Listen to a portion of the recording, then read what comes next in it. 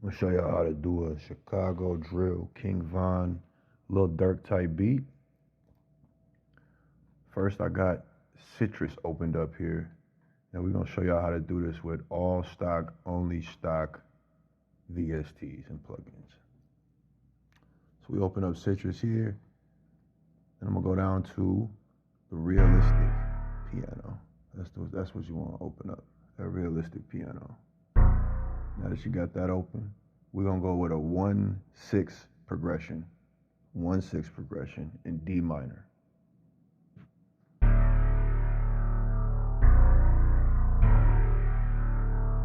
sure you get the velocity right on there.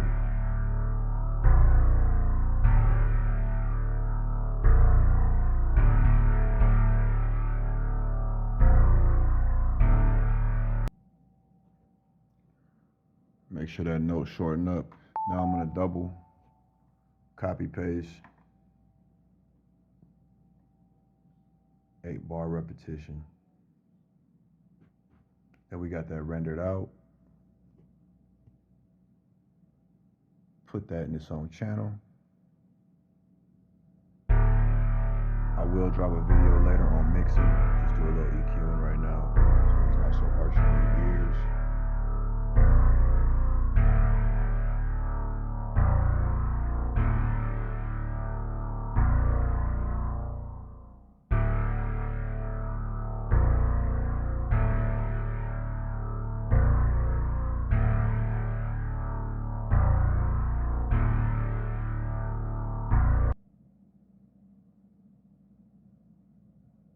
Again, I'll drop a video on mixing, help y'all understand everything I was just doing right there. Now we're gonna change this to the grand piano and get us a top line melody on here.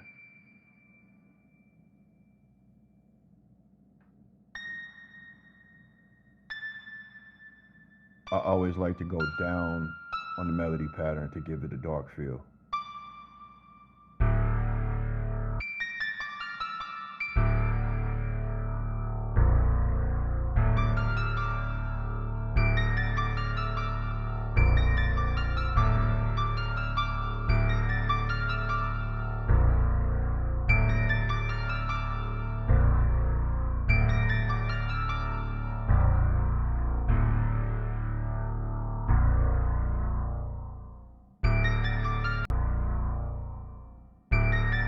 And of course, we're gonna double, copy paste that out to an 8-bar pattern. Now we're gonna strum it. First, I'm gonna fix the velocity on the notes a little bit. But after this, I'm gonna strum all the notes to give it more of a human feel, so it don't sound so robotic, you know. And that's just Alt S to strum. Now I'm gonna randomize the velocity pattern, that's Alt R. Now we're gonna render that out, play with it like a sample a little bit, get everything right where we want it, load that in. Back to Citrus. Remember, all stock plugins. Now in Citrus, I'm gonna give a pad type feel to it. It needs to have like an atmospheric feel to it. So we're gonna go with this now.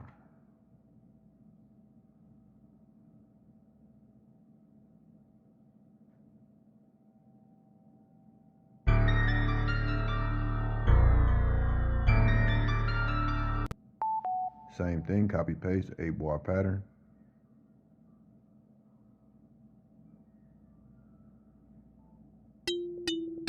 Render that out.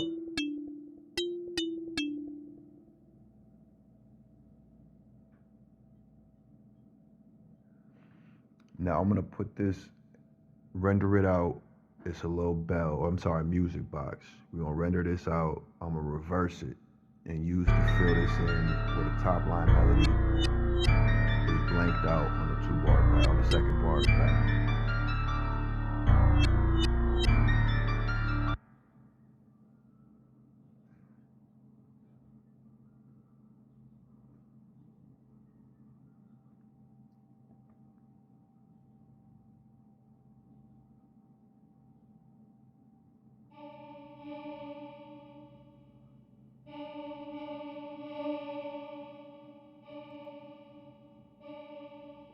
got that choir.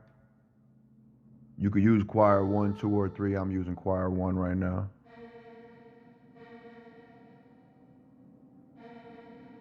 It's real important to layer the first note with a power chord.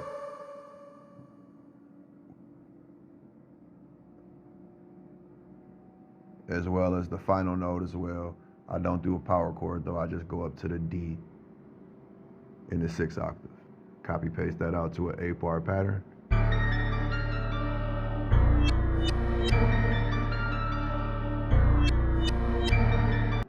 Sorry if y'all hear my computer working overtime right now.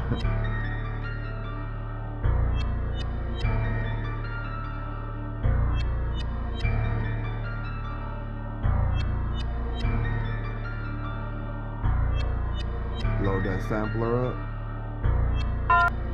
Get a bell. Regular, everyday church bell.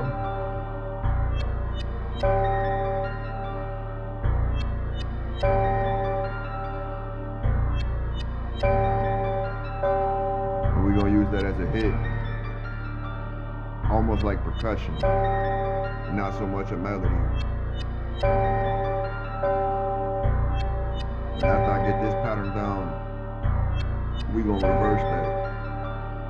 We're gonna have both of them in there. Alternate between the two.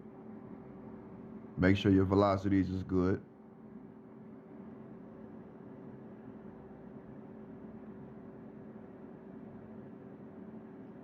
Now for the second part of the bell stutters, I'm gonna bring back all of this, dial all that in. This part's real important. See now it got that stutter feel to it. No pun intended.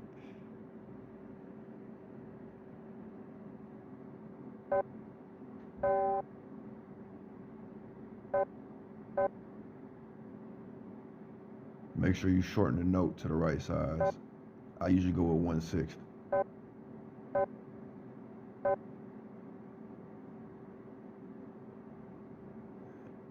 This is going to be real important to the dark feel of the bell.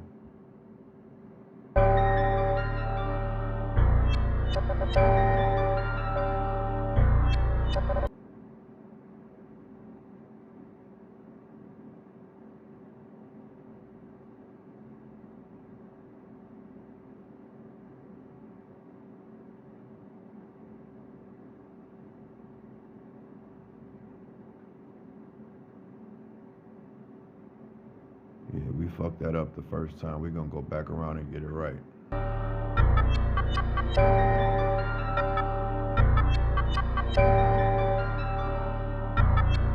Now we good. See, now we together.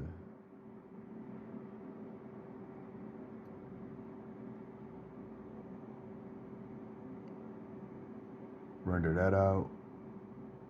Now we're gonna go to the drums. Got the counter snare. Make sure your velocities is good. On the straight snare, I always down pitch it like 2 notes, 3 notes maybe. As you can see over here, I got it down pitched down to the A, to the 6th chord. Now on these Chicago drill beats, you know, these durk beats, the bounce of the drums is the most important thing. Melody is there really just to set the tone. The bounce of these drums is the most important thing. I cannot stress that enough.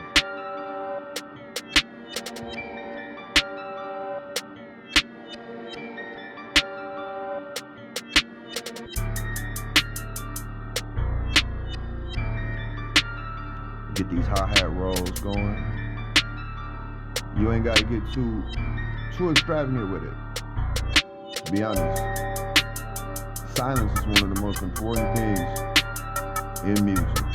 You gotta have your pockets.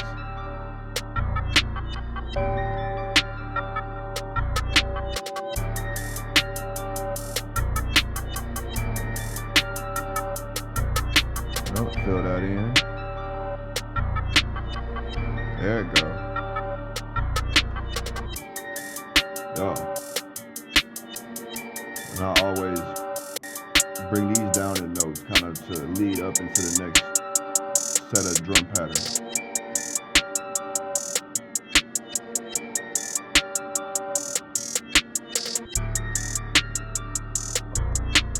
I always like to use a hi-hat that hits with a lower frequency, not so much of a tick to it. Bring out them highs, drop them down. We'll play with the sample a little bit if you need to.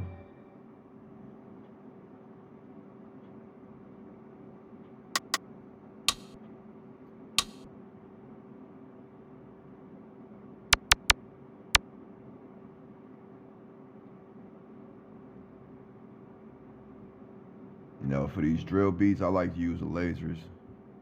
Give it that darker feel, got that new sound to it that they've been using these last 4-5 years. You know, and this is where you just have fun with it. Just keep your drums in pocket. That's the most important thing I could tell you.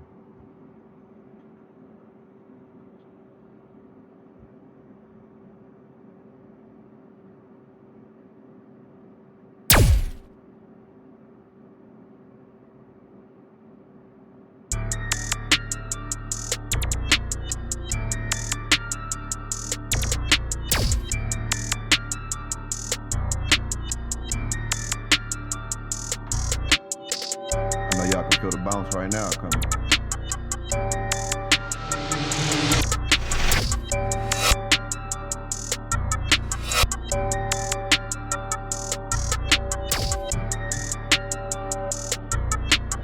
Gotta use the reverse hi-hat.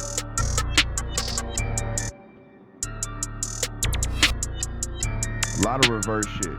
A lot of reverse shit.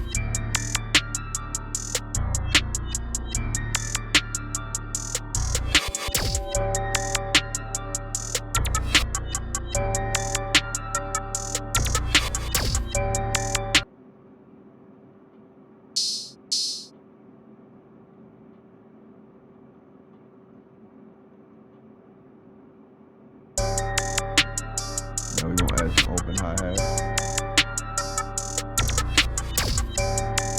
You ain't gotta go too crazy with these.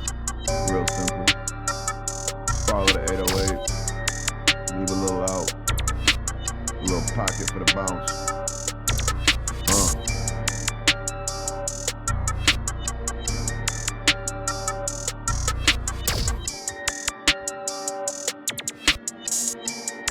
I like to use 2 separate hi-hats on all my beats, sometimes 3.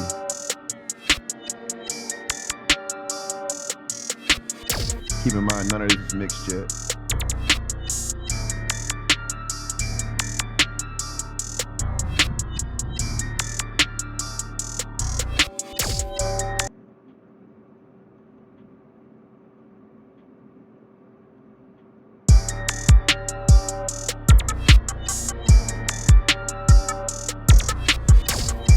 Now this is the kick pattern, real simple kick pattern I put down.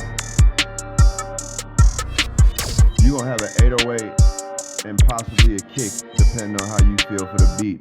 Hit on a snare every so often. On here, I got it in the 2nd bar of the beat and in the 4th bar of the beat. I'm sorry, the 2nd bar of the beat and the 6th bar of the beat.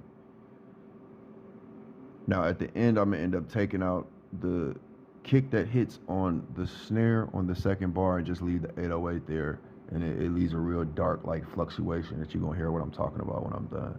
But for now, you're gonna hear it in there until it get time to mix it. Certain things I leave in into this time to mix just because it helps my mixing process that I go through. Everybody has a different process they go through. This just so happens to be mine.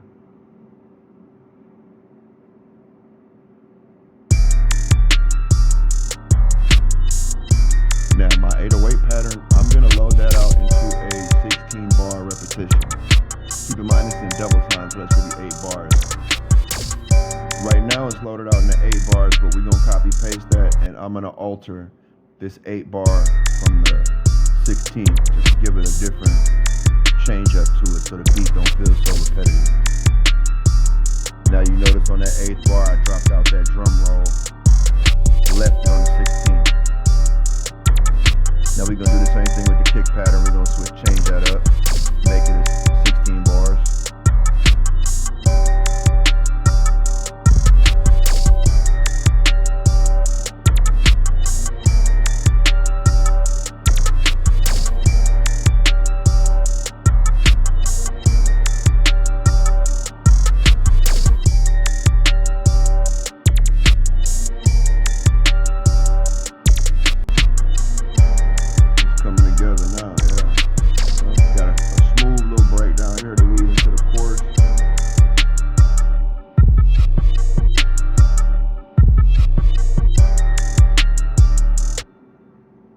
Now y'all need to go through and turn off loop points on all of your samples and put cut itself on all your samples.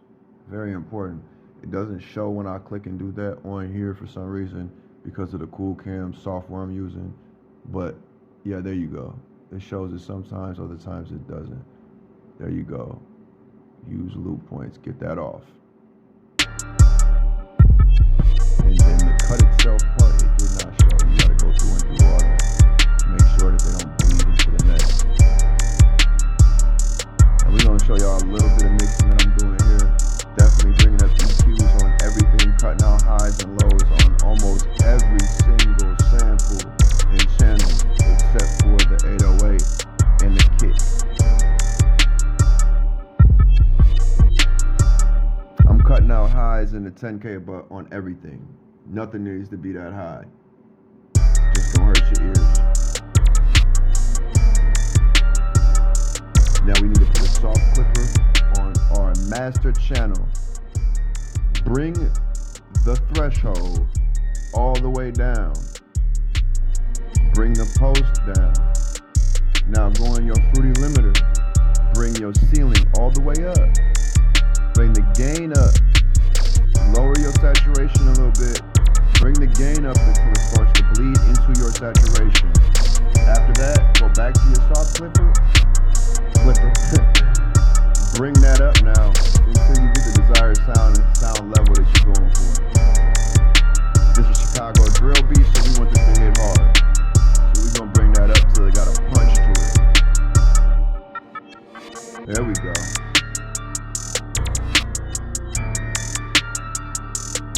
It's one of the reasons I prefer Fruity Loops. Now y'all can check out the full beat. Play that for you. See how y'all like that. Tune back in with me. I'm gonna be dropping how-to videos about 3 times a week, 2 times a week. Tap in with me, y'all. Enjoy.